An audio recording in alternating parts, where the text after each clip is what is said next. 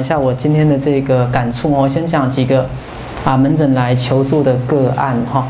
那第一个个案让我比较印象深刻，他其实才小学5年级，可是他被诊断眼睛的黄斑部病变。好，大家知道黄斑部病变是眼睛的一个中老年的疾病，而且一旦得到是没有办法治疗的。所以这个小学5年级的小男生，他面临可能持续恶化到不知道什么时候会瞎掉。小学5年级，好，看着所有眼科的名医，没有治疗方式，就跟他说，运气好的话就慢慢退化，到有一天瞎掉；运气不好，2、3年内就会瞎掉了。好，那一样，我跟大家讲赛斯心法怎么帮助这个小朋友。好，那我就跟那个小朋友玩一个游戏。我说小明，比如说假设他是小明好了，我说小明叔叔跟你玩一个游戏。他说玩什么游戏？我说假设你这个黄斑部的这个病变是被你吸引过来的，那你觉得你为什么会把它吸引过来？好，因为小朋友很容易进入状况。好，大人马上就说什么我吸引，那就是病变啊，什么吸引？各位大人很讨厌，懂我意思吗？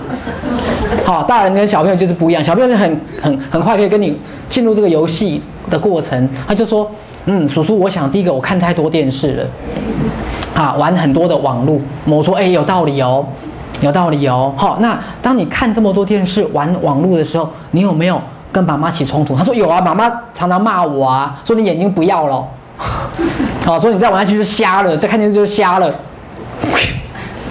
那你有没有因为这样子就没有看电视就不玩？他说没有啊，我还是继续看电视，还是继续玩。那你心中有没有罪恶感？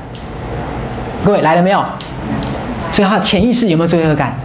有。那潜意识有没有可能被暗示了？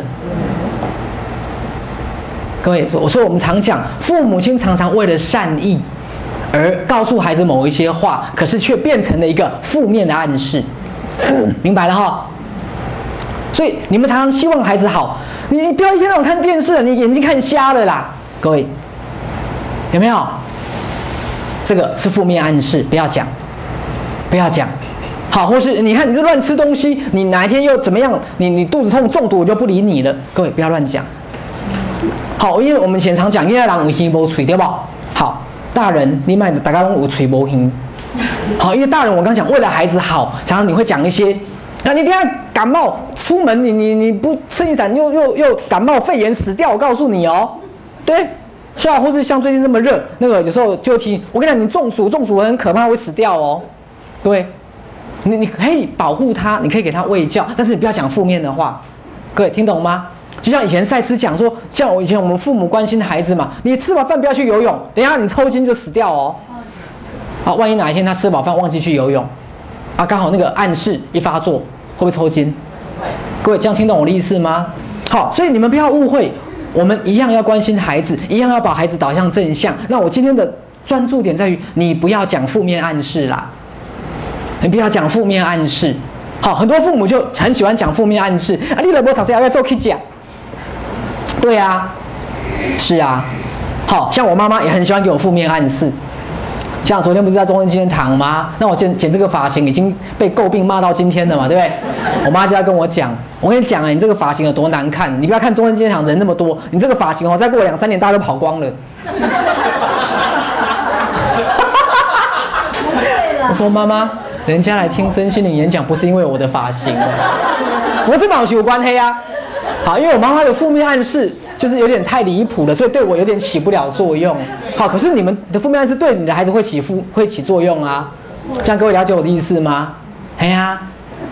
好，所以我刚讲是我们关心的孩子 OK， 但是你尽量说出口的不要讲负面暗示。那我们回到小明，那我就问他说，那你平常你觉得你会把这个黄斑部的病变吸引过来？那你觉得你平常还有什么压力吗？他说其实功课，我就问他功课，他说功课大概中下。好，那我说问他为什么中下，就说因为怎么样。那妈妈觉得呢？他说妈妈会骂我。那妈妈骂你，你有没有希望自己功课好一点？他说有啊。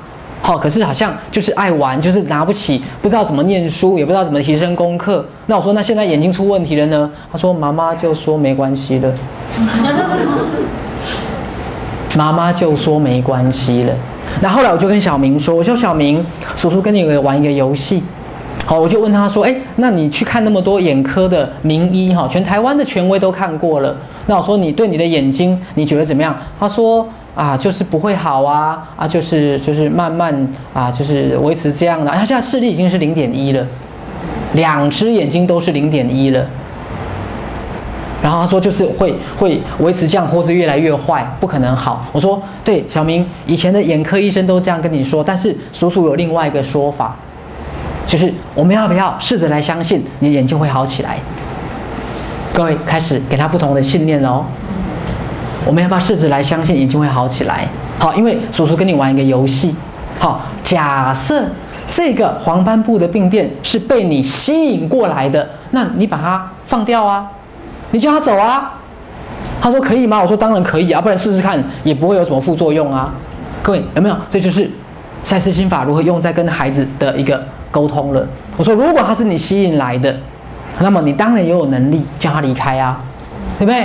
那你叫计程车，计程车来，结果计程车停下来说，不好意思，我叫错了，我们要坐，你可以叫他走啊。好，但我不是叫你整计程车司机啦，好，各位不要误会。我说那是你的权利，那是你的权利，你叫他来，你可以叫他走。好，那小明就慢慢接受了。后来我就请妈妈进来，我就跟妈妈说：“我说妈妈，我们来玩一个游戏哈。假设说小明是有能力来吸引这个黄斑病变，那我们也相信他有能力叫他走。那妈妈这样只能说 yes 啊，不然他有其他办法吗？没啊嘛，你知道什么？也没有其他方法，因为没得医嘛。那我就跟妈妈说：妈妈，我们也来跟小明做一个约定。好，将来如果小明的眼睛通通好了，我们也不要逼他念书，我们鼓励他念书就好了。各位，我们鼓励他念书，那我们不要骂他。好，因为我怕你一骂他眼睛又变坏了。因为小明一定不想被骂嘛，一定不想被骂嘛。是啊，好，然后小明如果将来眼睛都好了，那我们来跟他定一个自治条约，网络啦、电视都还可以看，但是让他自己说他要看多久。好，我们来跟他定一个游戏规则。好，我不知道你们现在慢慢理解怎么跟小朋友谈这个赛斯心法了吗？有没有？